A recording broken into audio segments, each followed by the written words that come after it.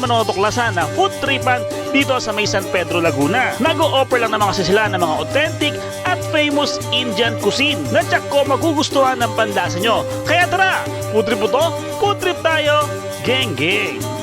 Yon, shout out mga boss, nandito tayo ngayon sa may San Pedro, Laguna para matikman ang authentic Indian cuisine o yung Indian food nila.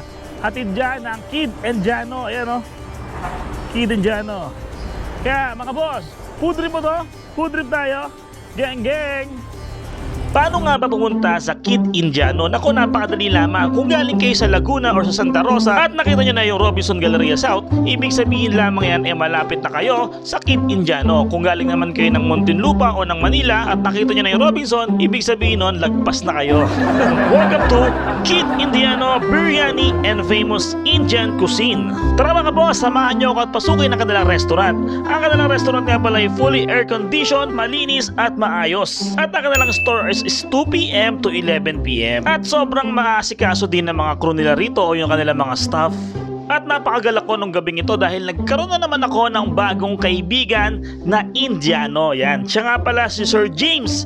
17 years na rito siya sa Pilipinas at siya ang cook dito sa may Kid Indiano. O diba? Talaga namang legit na Indian yung kanilang cook o yung kanilang chef. Kaya naman matitikman mo kung ano ba talaga yung lasa ng mga pagkain sa India dito sa restaurant na ito. At isa pa sa mga nagustuhan ko sa kanyang paggawa, malinis dahil nakaglove siya. Mas masarap sana kung nakakamay eh. Hindi, joke lang. Charis.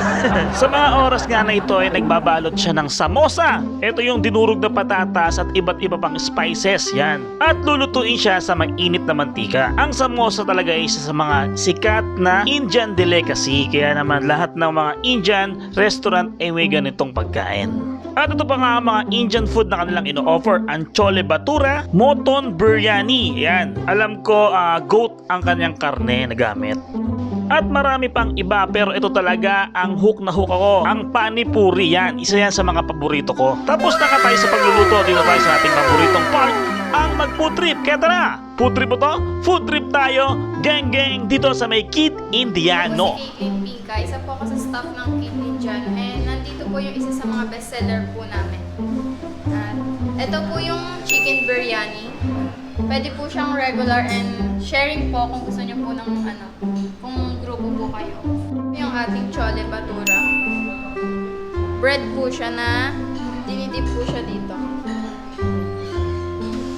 Meron naman po tayong Indian street foods like pani puri po. Ito po. Siya po yung tinutok-tok. Tas ito po yung mga side dish niya. Nilalagay po yan isa-isa. Tas, opo. Yung namin bestseller is hummus with bread. Bali, ito din po. Ginagamitan po siya ng bread and ididip din po siya dito. Ayan, magkano yan? 185 pesos. Maraming salamat. Okay. Ganito po siya. Ganyan po natin. Patatas. Sibuyas po. Garbanzos po. Ganyan, lagyan po natin ang tama. Tsaka po ito. Ito po yung last. Anong tawag? Tubig po nila kung tawagin.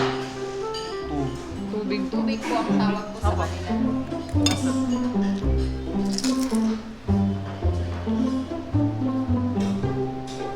Napakasarap naman ang pagkain ni ate. Kaya ngayon, itatry ko din kainin yung kanilang pani puri. Paghahalu-haluin lang ang mga spices at mga ingredients doon sa may bilog. At last, lalagyan mo siya ng tamarind sauce at lalagyan mo rin siya ng tubig na tinatawag sa India. At pagkain mo naman ito ay sobrang sarap. Talagang sumasabog sa bibig yung mga spices. Mapapayami ka naman talaga mga boss. At sunod natin puputripin ng kanilang chicken biryani. Yan, sobrang dami ng kanilang servings. Yun, talaga namang mabubusog ka dito.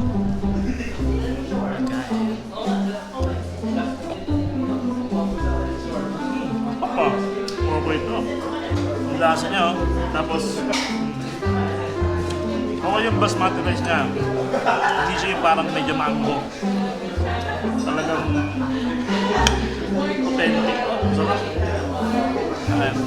At isa pa sa nagustuhan ko yung kanilang chicken na talaga namang napakalambot at napakalinamnam. Kaya try niyo to mga boss.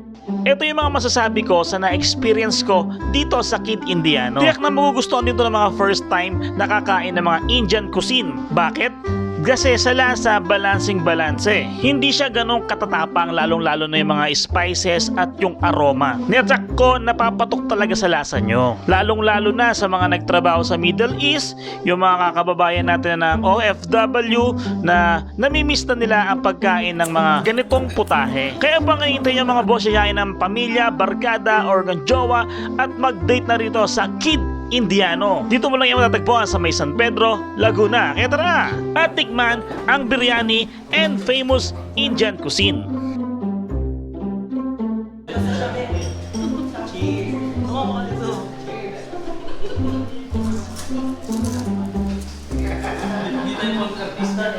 Yan, kasama natin ang mga tropa natin na nanggaling pa sila sa may Muntinlupa at ngayon kumain dito sa may Kid Indiano.